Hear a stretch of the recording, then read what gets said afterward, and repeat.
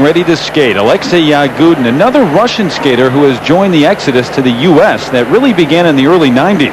His move this past year was extremely emotional. As Leslie Visser tells us, it was not taken lightly. For each competitor at Worlds, nationalism mixes with personal pride. Each time Alexei Yagudin watches the Russian flag being raised, he must come to terms with the decision he made to leave his country behind. When Ilya Kulik won the gold medal in Nagano, Yagudin criticized Kulik's decision to emigrate from Russia to train in Massachusetts. Yet last June, Yagudin made the same decision for himself. He came to train with Tarasova in the United States, claiming he had no choice. I didn't leave my country left me. I was born here, and I'd prefer to live here. If my country had created normal working conditions for me to develop and make progress in the sport, I would not have left. Yagudin is ambitious. He wants to win another world championship and eventually an Olympic medal, and doesn't believe that's possible training at home, where the economic conditions have worsened since the Soviet Union collapse. One cannot always live like an animal in Russia. It's simply impossible to skate. I can't hear the music. They're constantly welding.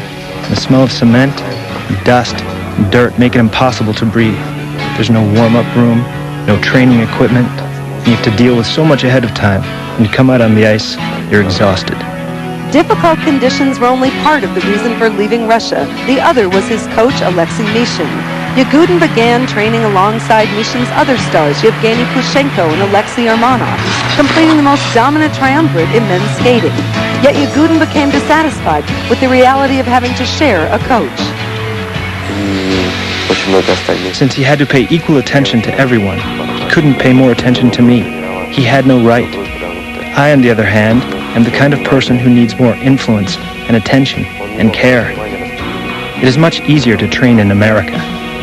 You come and warm up calmly in a special place. Beautiful music is playing. It's warm there.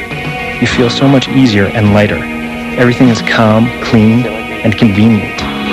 Yagudin's former coach disagrees.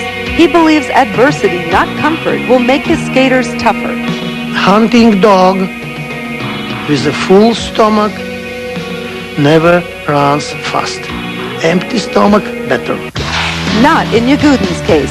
Since leaving Mishin, the reigning world champion has dominated the season, defeating his former training partners at 2 major events this year. Yagudin became world champion with Mishin. Can he stay there without him? Alexei